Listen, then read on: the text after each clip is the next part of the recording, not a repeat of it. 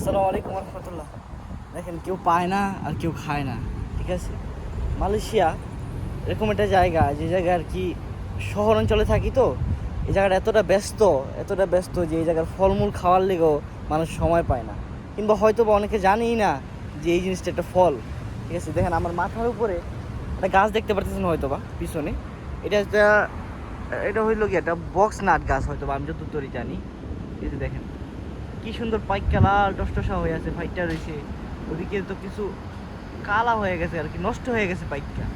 এই গাছগুলো পুরো ভরপুর, প্রতিটা গাছ পুরো ভরপুর, কিন্তু খাবার মতো কোনো লোক নাই। সে একটা অবস্থা। আর এই বাংলাদেশে ঠিক এই জিনিসটার দামই প্রতি পিস মনে হয়, ছোটো একটা প্রতি পিস, এরকম একটা প্রতি পিস,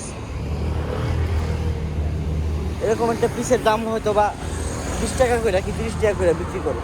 আমি দেশে থাকতে কিনেও খাইতে পারি না এত দাম দেখা, কিন্তু অনেক আগ্রহ লাগছিল, আচ্ছা এটা কীভাবে খায় না খায়, কী করে না করে।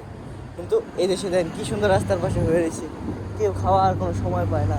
গাছ ভর্তি ফল ফুল দিয়ে বইরা গেছে, গাছের পাইকা নিচে পইরা নষ্ট হয়ে যায়, তবুও কেউ খায় না। কি কি আজব না।